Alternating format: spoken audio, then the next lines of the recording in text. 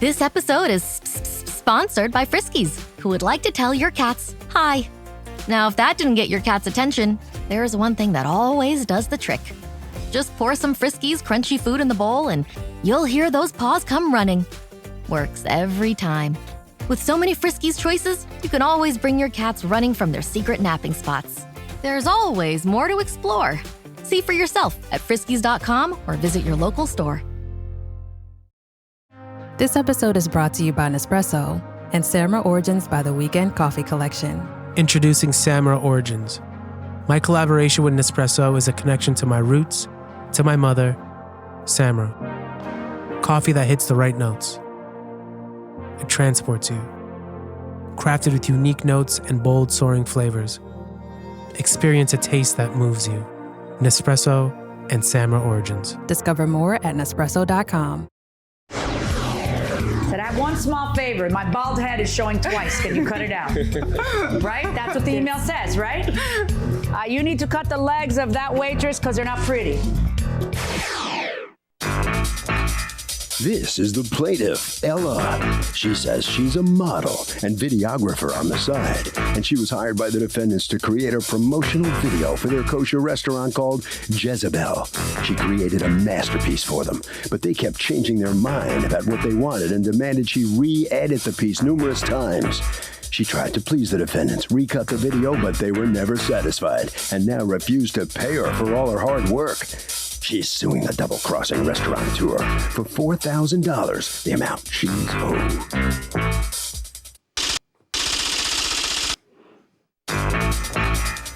These are the defendants Henry Stimler and Menachem Senderowitz.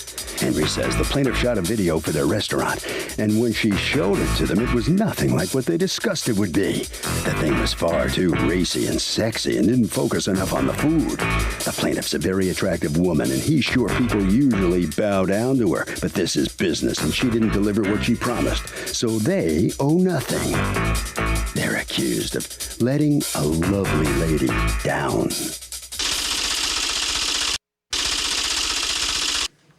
All parties, please raise your right hands. What you are about to witness is real. The participants are not actors.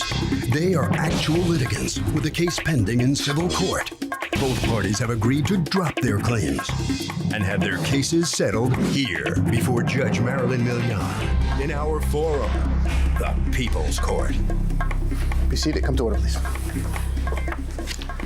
Litigants have been sworn, Your Honor. Thank you, Douglas. Okay. Ella, you've asked me to be referred to only as Ella. You are suing Jezebel Restaurant, represented here by Menachem Senderowitz and Henry Stimler. Yep. Who's who? I'm Henry. And you're Menachem? Correct. For $4,000, $2,000 for a film that you made for them at their request that they have not paid you for, and $2,000 because I guess now you hate them because they haven't paid you. So now the $2,000 bill has become a $4,000 bill for time wasted. Okay, tell me what's going on. That's correct, Your Honor. On November 18, 2012, my friend Menachem invited my friend and I to his restaurant. So we came to his restaurant, we had fun, and then my friend started to show my work to Menachem, and he loved it and asked me when Is this the friend? No. Okay, go ahead. No, he's working, so that's he fine. didn't come. So, and then my friend showed my work to Menachem. What's your work? My videos, my pictures, my artwork. You're a photographer and a videographer? And yeah, a model. Basically, I'm traveling all over the world. I'm modeling and I do photography and videos on the side, yeah. Okay. So Menachem loved that a lot, and he asked me when I can come to shoot his restaurant. So I said, whatever you're ready, then I would love to shoot his restaurant. And then he took me on a side and he said, what's the budget, how much you charge for the video? And I said, let me see how many hours I'm gonna shoot your restaurant and how many hours I'm gonna edit, because I'm doing everything by myself. How many hours you're gonna edit? Edit, yeah, okay. Sorry. And then he said, fine. Let's. So you didn't agree on a price beforehand? No. I told him it will be between $1,500 and $2,000. That same night? Yeah. You told him that? Yeah, the same night. And he said, fine. Then he emailed me. Was your friend present for that discussion or no? Yeah, my friend been there. He told him before he met me that I charged $2,000. Do you have an affidavit from your friend? No, I don't have. Okay. Go ahead. I know it's not. It helped me a lot if he can, but he didn't. Yeah. So then I started to. Then he emailed me. Who did? Menachem. Okay. He emailed Do you have that email? Yeah, I have all the emails. I printed everything. Okay. On November 29 at 8:45 in the morning. And says? He emailed me and included his team, his partners, and introduced me as a model that I'm going there and I'm going to shoot the video for. What day were you going to shoot the video? At the same day. So he sends an email that I see to the team, Yeah, explaining who you are, what you're going to do, that you'll be lying low, you try not to be in their way, that maybe they can film, you can film the dishes, you can film the ambiance, you can film this and that. Yeah, they told them exactly that I'm going to the kitchen, I'm gonna shoot the food. So do you go there that day? Yeah, at that day. And what kind of camera do you use? D90. A D90 what? D90. Nikon? Nikon, yeah. Okay, that's the same camera I have. Okay, all right. So you take care of all of that day. How long does it take you to shoot? It took me over 4 hours. Over how long? Yeah. 4 hours? 4 hours. All right, and then what happens? How long did it take you to edit it? 43 hours. How do you know it took you 43 hours? Because Why did it take you that long to edit it? No, because I thought about the original at the end. I wanted them to be happy, so I was sitting and I was editing and. But 43 hours is kind of crazy to edit it, don't you think, or no? Yeah, but I did many versions, and they ask me all the time to renew it, to add something, to cut something. What program do you use to make the video? A Final Cut. Final Cut. Yes. All right, so sometime in December, you come up with the first version. Yeah, you send it to Menachem. After 2 and weeks, what does Menachem say about that version? He said that he loved it, and so awesome. And so do Henry, his partner. He loved it too, but they asked me to make it shorter. How long was the first one? 3 minutes. Okay, so they wanted it how long? A minute. I don't remember. Okay, but wasn't that discussed beforehand? How long the version should be? No. Everything was like. Oh yeah, but that is the step A of this whole thing. How do you and he not discuss this? 45 minutes and 1 minute. No. 45 seconds and 1 minute. Seconds. All right. So anyway, so you shorten it down to 45 seconds. Yeah. Right. And then you give that to him, and what does he say about that? That I need to cut a little bit more. What did you need to cut out of it? Said, I have one small favor. My bald head is showing twice. Can you cut it out? Right? That's what the email says, right? You need to cut the legs of that waitress because they're not pretty. Yeah. And you need to cut, oh yeah, that's exactly what it says. And you need to cut that manager because he's been fired. And you need to cut, and then he gives you exactly what you need to cut at whatever time period. Yeah, he wrote me, yes, Your Honor. Right. Did you make those changes? Yeah, I made those changes. Okay, then you sent it back to him. Then how many times did you edit this thing? About 4 or 5 times. Okay, and you sent it back to him, and tell me, how much money did you make from this job? Nothing. Zero? What's going on? What's going on? We'll go back to the beginning. So when Menachem first sat down, no price was ever discussed or agreed upon. Nothing was put in writing at all. Never mind the writing. Yeah. How do you know? Menachem, let me ask you. She says that she told you it'll be about $1,500 to $2,000. True or not? That's correct, Your Honor. Well, what did you think it was going to be? Well, I told her specifically, and I always say that, I said up front, I need to know if there's a budget. She says, don't worry about the budget right now. I was under the impression she also, as a young artist, wanted to get more exposure. Yep. What did you think the price was going to be before you let her in to your restaurant with a camera? You know, I have photographers do stuff for us for a few $100s. I had an entire team. You have no idea whether you're going to get a $10 million bill from her? You have no idea, and you let her in. I wonder why. I had an entire team. Henry, why do you suppose Menachem let her in without having any set plan? I'm sure he had some sort of idea of what it would cost. We've done other videos before in the past, and they're never that idea of what it would cost. You have no idea what someone's going to charge you unless you ask them what they're going to charge you. We've done a few promo videos in the past. They're never that exorbitant. It doesn't matter. You don't know what a particular person will charge you for their artistic services until you ask them. 100%. I agree with you. So why do you suppose one of two things is true? He's lying, and she did say $1,500 to $2,000, or he's not lying, and they actually didn't discuss it, which is crazy business, right? Very poor businessman. So why do you suppose, let's go with version 2, which is the innocent one. Why would you suppose he would do such a thing? Spit it out, Henry. We all know. I've got no idea. No, I'm sure. You want me to read your email when you have an idea? Yes. No. I've read my email. Then spit it out, Henry. She's a very attractive woman. I'm sure. In a lively bar, people are drinking and things are going well, and everyone's having a nice time. You don't really get down to brass tacks and talk about money. You Is Menachem married? Nope. Okay, good. All right, so go on. Didn't know we were marital court. No. I just wanted to know if there was. Anyway, so if it was, just perfectly permissible or like dirty and scoundrel. Go ahead. No scandal. Anyway, so there was no contract. There's never any email with any money discussed at all. Obviously, we What do you think? Let me just ask you, as a Yes. businessman, what do you think happens in court if that version of facts is true, that there's nothing discussed? If there's no paper, if there's no contract, then it doesn't really stand up in court, I believe. Oh, you're so wrong. I'm wrong? Oh, you're dead wrong. Dead wrong. And let me explain to you why. Because there's a concept in the law called quantum meruit. And the law is not fanciful, capricious, and unfair. And it says, okay, they didn't solidify the contract, but it's clear that there was a verbal contract for the work to be performed because he can't wait to tell the team what's going on. He can't wait to let her in and watch her for 4 hours. He can't wait to have her standing there in the restaurant doing the work. Do you think that the law could be this silly as to sit back and say, ha, gotcha? That's not how it works. So what happens is that when you folks don't solidify the price, which she says it was, but let's say, she actually doesn't even say it was. She says it was between one figure and another. But let's say that it's your version of solidified price. You know what the judge has to do in that case? Set a fair price. But it's never going to be zero. When I have emails from you guys saying, edit here, edit again, edit these legs, they're fat. Edit my head is bald. Edit this manager, he's married. Because now he's married, he's fired. Because now with 3 months have passed and you still haven't paid the woman a penny? Your Honor, we were never fighting about that. Of course she has to get paid. We've always agreed she has to get paid. That was never in question. It was just how much she gets paid and when we're in the time that we can pay her. Okay, well, the work was done November 29th. Correct. I'm in April. Well, but we've also gone through Hurricane Sandy where our restaurant took tremendous damage. We have 31 employees, taxes, rent. There are more important things that come before paying for a video that was never used. I have a question. Sure. Your suit, who makes it? You, Menachem. Who makes that suit? Suit Supply, Dutch company. A Dutch company. What did that suit cost you? That jacket, actually. Probably $200. How much? $200. Oh, you're such a liar. It does. Look it up online. It's true. Suit Supply is a Dutch company that take Gentlemen, knockoffs. you have paid this woman zero. You look like garbage right now. You look terrible. What is your excuse? You send her an email and you say to her that, actually, you know what? I'm going to read your email. Go for it. You know which one, right? I know which one. Absolutely. Did you tell him about it before? Sure. He's read it. He calls me idiot every day. He calls you an idiot every day? Yes. Okay.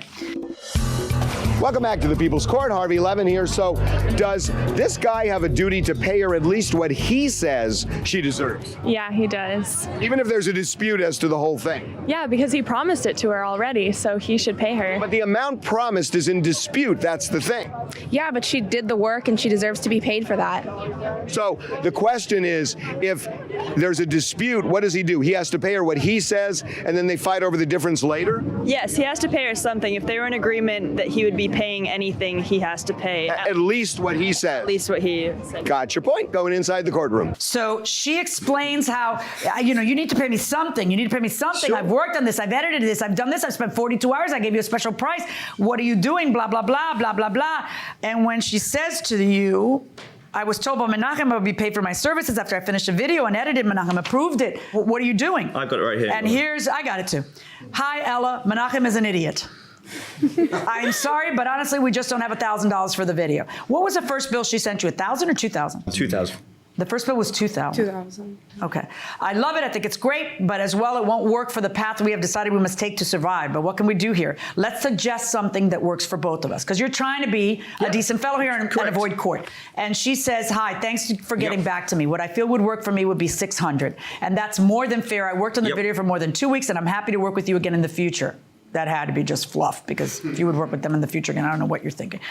Okay, we'll sort. Just hang tough for a week or so. I think we could use it. Just needs to be edited a bit. and then you don't pay her the $600. Let's look at the video. What version do we have here? 1, 2, 3, 4, 5. Which one? Before we show the video, can I just say one thing, if possible, Your Honor? Sure. All right, so we're based on West Broadway, which is right in the zone next to Canal Street. So Hurricane Sandy comes along, we built this beautiful restaurant, we get shut down for 18 days, loss of power, our entire basement gets flooded. We have costs through the wazoo, we have to throw out our entire inventory. We have 31 staff to pay, 4 managers, a chef, a sous chef. We have taxes of about $19,000 in sales tax to pay. Obviously, we were going to pay this young lady money, but it just wasn't a priority at the time. There were higher bills on top of us. I suppose you're trying to say this so that you look better? No, not at all. It's always been no, it's always atrocious been the case. What you're saying. I don't agree No with you. one can pay their rent with your intentions. They pay their rent with your cash. And if you're having a cash flow issue, then just like you know how to pay all the employees because they're not going to work for free, she's not going to work for free. So all you have to do is say to her, all right, put me on a plan here because we're having to, can I give you 100 a week until the 600? You could have finished editing this yourself for the 100th little complaint that you had. You have 1,000 different reasons why you won't pay her, but Lord knows if you had paid her $100, $50, something that she saw good faith instead of you guys giggling at the bar about how you used her, we wouldn't be here. Hit play, because I'm getting tired.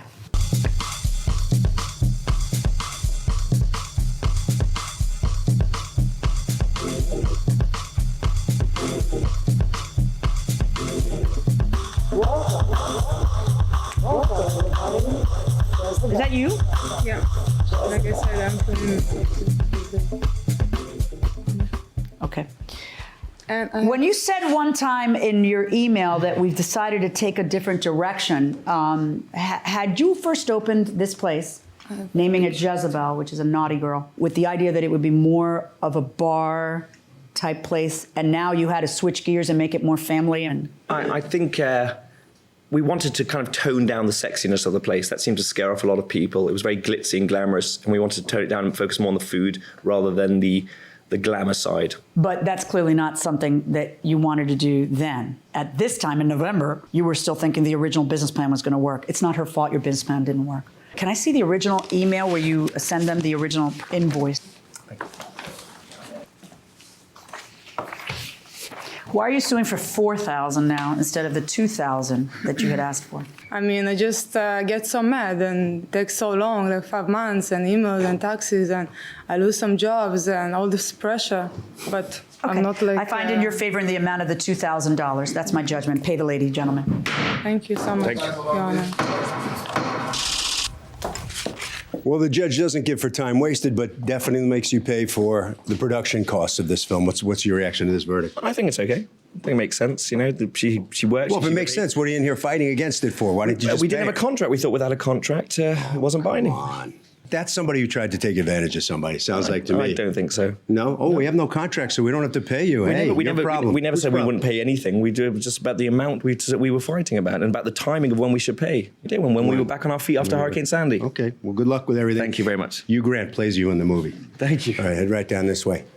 All right, so come on in here. You satisfied how this comes out? Yes, she was very fair, Mm-hmm. and I'm very happy. I just showed them that I'm not working for free and they cannot take advantage of me. Why? Yeah, exactly. They want me to. Why did they think they could? Because the restaurant is not doing well and it was really empty all the time. And I have a lot of models friends, so they want me to come all the time with my friends. Mm-hmm. And it's more about the show. And they didn't really appreciate how hard I worked. And I'm Okay. really happy with all Congratulations. the things. Thank you Harvey? so much. Okay, when you hire somebody to perform a service as specific as photography, it's really important in the contract to say exactly what is expected of both parties. And that will do it for this case. Litigants for the next case on the way into the courtroom right now. This episode is brought to you by Indeed. When your computer breaks, you don't wait for it to magically start working again. You fix the problem. So why wait to hire the people your company desperately needs? Use Indeed's sponsored jobs to hire top talent fast. And even better, you only pay for results. There's no need to wait. Speed up your hiring with a $75 sponsored job credit at Indeed.com/podcast. Terms and conditions apply. Are your business expenses playing hide and seek? With Uber for Business, the small spends that slip through the cracks, like rides and meals, go right where you need them. Because it integrates with leading expense platforms, you can say goodbye to surprise costs, missing dollars, or chasing receipts. Everything's track downable. Uber for Business. Make small steps that make a big impact. Learn more at uber.com/small steps.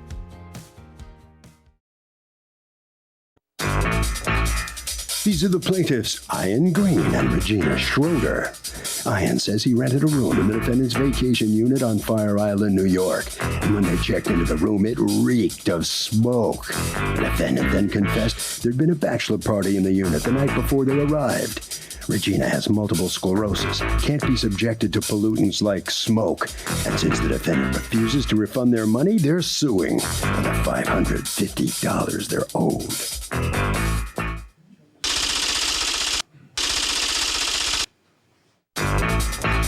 This is the defendant, Greg. He says the room the plaintiffs rented did smell like smoke, even though he has a no-smoking policy. He agreed to rent them another room, but the co-plaintiff, Regina, went berserk and started screaming at him. He was trying to help them out, but all Regina kept saying was she hoped he got multiple sclerosis. He thinks the plaintiffs didn't like the weather report for that weekend and tried whatever they could to back out of the deal.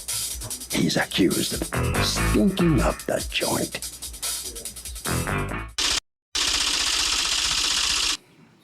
All parties, please raise your right hand. Welcome back to the People's Court. Next case in the docket. The plaintiffs rented a room in the defendant's Fire Island pad and says that it was crazy. There were all sorts of loud parties, that it reeked of smoke. They just couldn't handle it. But the defendant says the plaintiffs were so crazy they hoped he got MS. It's the case of where there's smoke, there's Fire Island. Ian Green Yes. and Regina Schroeder. That's right. Okay, you are suing the defendant. You've asked us not to use your last name or the name of the apartment building or the business name of the apartment building, so we will just call you Greg. Yes. Okay. For $550, $490 that you paid for a 2-night rental that according to you he breached, and $60 for your unused portion of bike rentals because you were no longer staying thanks to what you call as a breach. Tell me what happened. Well, back in June of 2012, we had some friends staying out on Fire Island, and we wanted to visit them.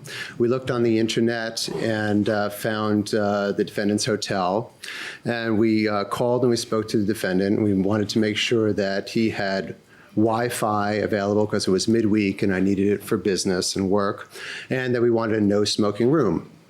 Now he owns an apartment building? Yes. On Fire Island? Yes. Now, what is, tell me about Fire Island for those who have never been there. It's a barrier beach on the south side of Long Island. Okay. And it's a vacation place. Okay, so go ahead. So I wanted the Wi-Fi. We wanted no smoking room. The defendant said that he had those. He requested that we send the check in advance, which we did. Did you sign a contract? Yes, we did. Okay, and the check was going to cover the entire room rental? It was. Okay. We then contacted him again to confirm again that he received the check and that there was no smoking room and no Wi-Fi.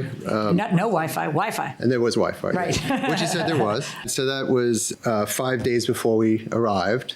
We then arrived. We arrived early. We stored our things. We rented the bicycles from him.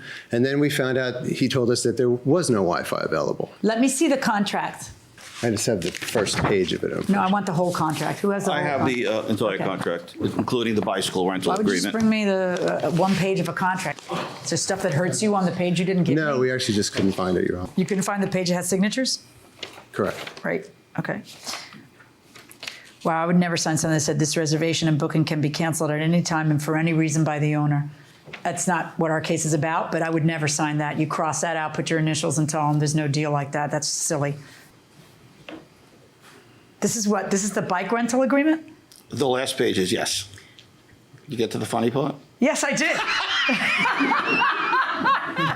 Did you see this? Did you read it? I don't recall this. I agree to reimburse and hold harmless, yada, yada, yada, minimum fee, blah, blah, blah. In the event that I do not pay any monies owed, I agree to allow my credit card and driver's license information to be sold to Nigerians on the internet. This is what, I guess this is a not so veiled reference to certain scams that have... Just want to make sure they bring the bikes back. You just want to make sure that they bring the bikes back? I'm not even sure people read what they No, sign. I actually try to point it out to people because I don't want them to be unaware of what's going on. I said, did How you get many to the people funny part? catch it without you pointing it out? Very few. Exactly. That's right. So you get there and the place stinks of cigarette smoke? Well, we didn't get in. Well, we arrived. Then What we time's rented the check-in? bikes. What time's check-in? Check-in was, according to this, 5 o'clock. 5 o'clock. What time do you arrive? We arrived earlier in the day. Okay. And then we stored our 11 stuff. a.m. Hold on, please. Sorry. Go ahead. Stored our stuff, and then we rented the bicycles at that point. Then we went to see our friends. Then we came back at 5 o'clock for check-in. The room wasn't ready. He said, let's take some more time. He needed, fine. Then we get in there, and the room absolutely stinks. The mattress stinks. The pillows stink. Of cigarette smoke, which is specifically prohibited. Right. Okay. And someone, one of his workers had said to us that there was a bachelor party at the hotel there the night before. At the hotel, okay. So at this point, when there was no Wi-Fi and there was Tell me about the Wi-Fi. You get there and he tells you there's no Wi-Fi? Right, that it hadn't been working for several days. Okay. Now, why he didn't tell us that when we called 5 days prior to, and this was essential because I needed it for work during the week. So then he does say to us that he might have another room available for us at about 7:30, but the people hadn't left the room yet. And we thought that's strange because checkout is 10 a.m. Right. So at this point, we had no reason to believe that we were going to get our room. It was getting late, and there's a ferry schedule that leaves. So we said, you know what, this is a disaster. Why don't we just give us our money back, and that's it. You didn't provide what we needed. Then he says that he would give me a refund. I said, okay, I'll wait for the check here. And he says, no, I'll mail it to you. I said, well, why can't you give it to me now? He says, because I said so. So then he started swearing, and things got kind of out of hand, and we left. And then we went to the police, and we filed a report, and we have a copy of that report. I think you have I'm it sure as the well. police told you to go to civil court. Well, but he did write it up as an issue, and then here we are. Then we sent him a letter. So why don't you tell me why you won't refund these people's money if your prior tenants smoked in the room, which makes the place untenable? I did offer them, what they did was they did arrive at 11 a.m., rented the bikes. I got them in by 5. They called me back down to the room. They said it smelled of smoke. And it did have a slight... I don't understand. Who prepared the room and didn't notice that there was a huge problem? I prepared it myself, actually. So then you know that it smelled of cigarettes? It was just a slight hint of smoke. And what I offered them was... Do you smoke? No, I don't. Does smoke bother you? Yeah. According to you, was it a slight... No, it was very smoky. And the bedding smelled, too. It reeked. Yeah.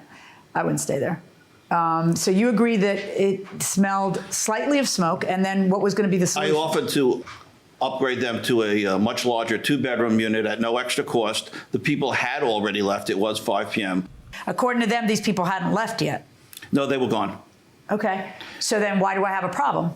They didn't want to wait. 2 hours? It wouldn't have taken me 2 hours to clean it up. Well, we saw the bad job you did on the last one. It reeked of cigarette smoke, and it still wasn't ready for them at 5 o'clock. So when was it that you went in to prepare that room for the 5 o'clock check-in of theirs? 3 o'clock. Did you air it out between 3 and 5? Yes. Okay, so you knew there was a problem. And Yeah, that's well, as just good like as you could get it was as good as you got it. Right. All right, so you tell them, okay, I have a new contract for you, which is I'll give it to you a 2-bedroom at 7 o'clock. What happened? Things got a little bit nasty between you folks, right? So Wi-Fi is a big issue in this case. If the landlord says there will be Wi-Fi and there's not Wi-Fi, is the person who rents the place allowed to kill the deal on that basis? Yeah, I think so. It's especially if he needed it for business. It seems like a necessity. What do you think? Oh, absolutely, yeah. I think if he needs it, he should So have... Wi-Fi is that important? Yes. What do you think? What do you think, ma'am? Yeah, I think that if it's part of your business, you need to make sure that you have access. And you could kill the deal on that basis? Absolutely. Fair enough, going inside the courtroom. Well, what happened was they got verbally abusive, and at the point where she wished I would get MS one day and stay in a smelly room, I used some inappropriate language and I walked away. What happened there? I think I was trying to explain to him why I couldn't stay in a smoke-filled room, that I had multiple sclerosis, and there was a relationship between breathing cigarette smoke and how bad your multiple sclerosis would be. Right. And he absolutely refused to understand. And the words, I hope you get this one day and have to deal with this. I'd been dealing with this man, since 11 o'clock in the morning. He was just telling one lie after another, and now it's 5 o'clock in the evening. Why don't they get their money back? They were so vile and offensive that I didn't feel they deserved it. You don't like them as a reason why you don't have to? Who breached the contract here? They did or you did? I feel they did. How? They didn't want to wait for another room, and I was trying to be Not nice. to wait for another room. What's the contract, sir? The contract is that they get a room at 5 o'clock that they pay. Oh, by the way, what about the internet? It died the day before, and it subsequently has never worked. Okay, so how do you figure they breached the contract? And I did offer for them to use the Wi-Fi down the block at my own personal Oh, isn't that nice? So when I'm in my pajamas in my bed and I want to use Wi-Fi, I got to go to your house to do it. I'm in my pajamas too. So. We're not meeting in pajamas at your house. If you sell me a place that's supposed to have Wi-Fi, I don't understand why you're making them go through all these hoops. Why? Because you felt that she got nasty? I just found that comment particularly offensive. Since Okay, somebody... but she's someone who suffers from MS. Okay, so what she's obviously desperately trying to get you to understand, yeah, it's nasty or whatever, because she shouldn't want somebody else to suffer through what she's suffering through. It's not the right thing to say, but so Sure. what? She's tired, her vacation's ruined, and she's got a right to be petulant. And you cursed her out after that because you admit it. Now we're like, she said something horrible, you said something horrible, hey, I breached the contract. What possible sane judge in this country would rule in your favor? No one. Okay. All right. That's why we're here. $550 plus your court cost verdict for the plaintiffs. Thank you. So the defendant comes out here definitely on the short end of this score. What was your defense again? Well, I felt it was so unreasonably vile and offensive. I took offense to that, and I didn't want to give them their money back. So you're the one who broke the contract, says the law. Apparently. Next time somebody comes in and complains that the conditions that you're supposedly selling them aren't up to par, you do what? Oh, I give them their money back. Well, why didn't you do it here? They were very offensive. You wanted to come in here, didn't you? And be seen, didn't you? With you. All right, good. Thank you. All right, come on in here. You satisfied how this thing comes out? Yes. Yeah. Step in a little bit. How about what you had to go through right next to her? It was a lot of trouble for something that should have been handled much better. What was it about the situation and about him? When did it go over the line you knew you had to go to court? It was lie after lie. He just wasn't honest. He was offering something to us, and then he never intended to deliver it. Do you regret anything you said to him? Yeah, I mean, that's just not a nice thing to say. But it was the end of a really long day, and I lost my temper. Heated exchanges. All right. Harvey? Well, I got to tell you, it's a true statement that, something like Wi-Fi, if it's critical to you, and especially if you've conveyed to the landlord how important it is, if it's not there, it's a material term and probably enough to get you out of the deal and get your deposit back. That will do it for this case. Litigants for the next case on the way into the courtroom right now. Whatever the occasion, effortless elegance is right this way. Because Hilton brings you new ways to stay courtesy of the Nomad London. And it doesn't stop at award-winning dining in a space draped in velvet and illuminated by vintage chandeliers. No, this day goes beyond with unparalleled personalized service and attentive hospitality. Oh, and did we mention the Nomad London can be booked using your Hilton Honors points at Hilton.com? Hilton, for this day. This is the plaintiff, Deborah Thompson. She says she parked her 2007 Cadillac Escalade on the street in front of her mom's house. And when she came out, there were a bunch of guys surrounding her truck. When she asked them what was going on, they told her she owed a whole bunch of money in parking tickets, and they hooked her car up and damaged it. Now her front bumper's cracked, the paint is peeling, and they owe her $2,206 in repairs.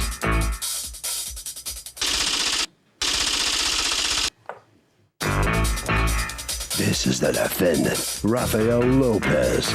He says the plaintiff's plate was entered into their database and it came back as a scofflaw who owed $350 in unpaid parking tickets. So he told her. When the plaintiff showed up to retrieve her car, she was cursing like a banshee and then claimed he damaged her car.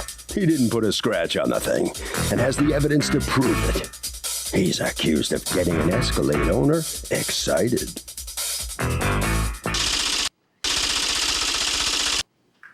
All parties, please raise your right hand. Welcome back to the People's Court. Next case in the docket, the plaintiff says the defendant acted like a thug, hooking up her car and taking it to a tow lot just because of some parking tickets. But the defendant says the plaintiff broke the law, and those are the breaks. It's the case of I keep on trucking, but I can't. Thank you, Douglas. Deborah Thompson. Yes. You are suing the towing company that Mr. Lopez is a manager of? Yes. You're not the owner? No. You have authority to be here by the owner? Yes, I do. Okay. For $2,206 in damages that you say the towing company did to your Escalade when they towed it. Talk to me. Tell me what happened. Yes. On December 6th, around 6:35 p.m. Me and my mom was coming from a doctor's appointment. So we went in this restaurant, the Chinese restaurant. When we came out, these guys was surrounded my truck. Okay. How many? Like 4. Oh, it's like a takedown. All right, you don't work for the marshals. You are a tow company that is subcontracted by the city of New York. That's correct. When the marshals call you, you're one of many. What do? They have like a rotating list? We actually are exclusive to this particular marshal. We tow exclusively for him. Okay, and he's the marshal for what city? New York City, Manhattan. Manhattan, yes. Okay. Well, that's a good contract. All right, so when the marshals call you, you go, you tow. All right, so you see 4 marshals around you. What'd you do? I ran over and I said, what are you doing? No, I meant what'd you do to have 4 marshals so interested in you? I don't know. Did you pile on some tickets that you didn't pay? Because that's my guess. I had already paid tickets in October. They got a ticket that I was at a fire hydrant. I had paid it when they told me the first time, which was on October 25th, 2012. Well, that's more than one fire hydrant ticket, honey, because you had like $700 or $500 and something worth of tickets. Right, but I have proof that same fire hydrant ticket, that's the one I already paid when they told me the first time. Right, but how many other tickets did you have that you, I guess, admit you didn't pay? 2. Okay. Now, you arguing with the marshals that I paid one of those, so I'm not at the threshold for towing, because the threshold's what, $300 in tickets? $350. $350 in tickets. Do you know that what the threshold is? $350, yes. How do you know that? From the first time when they told me in October. How many times have you been towed for unpaid tickets? Twice. Why don't you just stop getting tickets?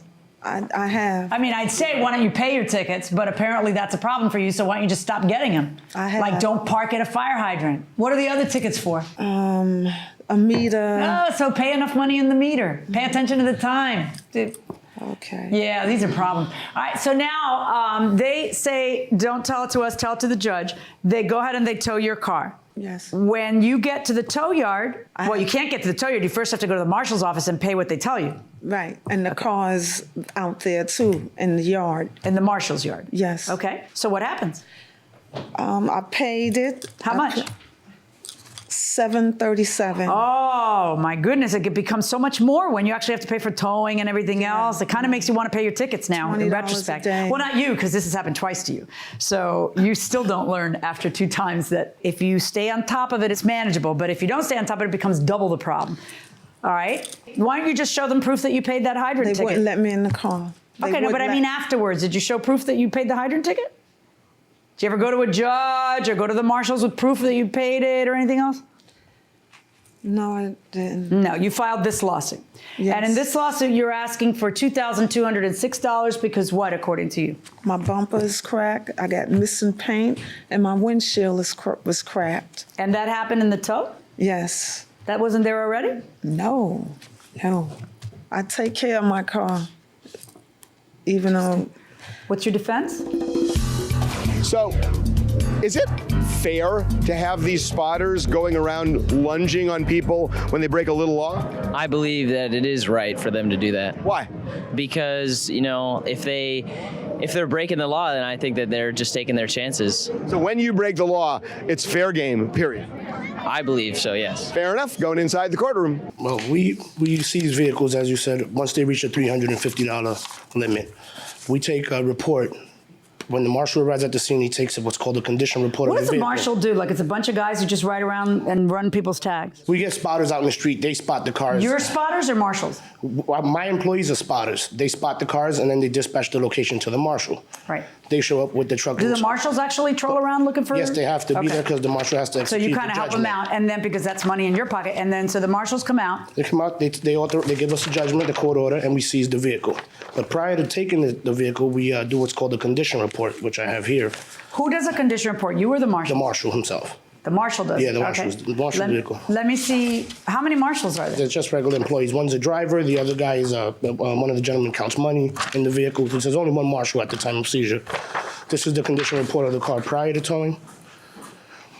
And we also take a secondary report once the vehicle arrives at the impound to cover ourselves. So this is the primary report, That's the and in this primary primary report, it talks about damage. It talks about Mirror frame, dents and scratches all over car. It says, it has a pen over the tires, so I'm not sure what it's trying to tell me. Rim Basically damage. shade in the areas. And then it has a little star on the windshield. And this is the one done by the marshals before you tow. Yes, that's correct. Then there's a secondary one that we take once the vehicle's delivered. What time did you guys tow the car? I believe it was 6:37 on that paper. At night? Yes, Then you guys, once you have it in your custody, do your own report. that's correct. And if there's a discrepancy between the two, then we know that there was an issue with the damage. If they're pretty spot on, then we know They're pretty spot on. The mirror damage, the paints and cracks, and the windshield. How do they know, how do both the marshals and the tow company know exactly where the damage is to your car before they tow? They covered themselves. The marshal? You think the marshal of the city of New York has something in particular against you? What do you think he did? Wait, I know. He says, all right, I'll tell you what, we're gonna damage here, here, here, and here. We're gonna damage right on top on this windshield, so that it's perfectly pristine now, but what I want you to do is take a hammer and hit that windshield, because I'm gonna mark it now that there's a little thing on the windshield. So you do that, then chip her paint all over her car, and then do this, do that, because that way, hey, we got her. Got it. Is that what you really think? Like, what are the odds of that? That the exact damage to the car that you're complaining about now that you want these guys to pay is the exact damage that the marshal, before calling him to tow, says is on it? Well, don't you think it's far more likely that you're a liar and you're just trying to get some money back? I am not a liar. When I came, I parked the car. Me and my mom had just got out the car. When I came Explain to me how it's possible that the marshals noted that your car had a crack on the windshield. How would the marshals predict that they would later crack a windshield when they're standing around your car? The way they lift the car up. Caused a little spider crack on the windshield. I heard something crack. I heard it. And when I tried to walk over, one of them said, "Step back, ma'am." And then they called the police. You're caught red-handed. I'm not caught red-handed. Oh, you are I have seen so much better liars. At least they'll claim it's the bumper damage. They told me on the bumper. Then that side says, I never told her on the bumper. This is how we told. And then, at least it's plausible. It's like you could marinate that lie and I could choke it down. But when you're telling me a crack in the windshield is something that you just look into your car and say, I'm going to have all this taken care of by that tow company. Because I don't want to have to pay my $700 in ticket. So I'll tell you what, I'll say that they also cracked my windshield. In a tow. How could they crack your windshield tow? How would the marshals mark before the tow that the windshield was cracked? I'll tell you how. The only way that makes any sense, which is all this damage was done to your car beforehand. This is how they got your car. Exactly how they say you got your car and how you're claiming now they did it? No, because we have evidence prior to the tow that this is what it looked like when they got it. And you can't crack a windshield with a spider crack when you're towing a car. One thing has nothing to do with the other. Verdict for the defendants. Thank you. So without the proof, the plaintiff cannot win this case. You understand how this ruling comes down that way? How can you prove that damage was done by them? Because the way they lift up my truck, I heard something crack. And when I got my truck back on the 10th, that's what I saw. I witnessed the crack in the windshield. But to prove it, you would require maybe some pictures that were taken. I have the pictures. Without cracks in the windshield. When they lifted up, I heard they had to let the car down. Witnesses to lift it back up. Witnesses My mom. that saw the same thing. My mom, and she didn't even ask. All right. Head right down there. You guys have this system pretty well locked up, don't you? Yes, we do. That's why we do it. You know what you're doing, right? Absolutely. And the court agreed, because that's what we do. Well, what if you did do some damage to a vehicle during a tow? Well, we take care of it. We fix it ourselves. Could you write it subsequently on that form there that, there was pre-existing damage on that bumper? If you caused the damage? No. You can't do that? You can't do that, no. Why not? Because the paperwork isn't with us, it's with the marshal. All right, over to Harvey. I got to tell you, if you ever get your car towed, you are insane not to really check that car, walk around the whole thing before you leave the lot.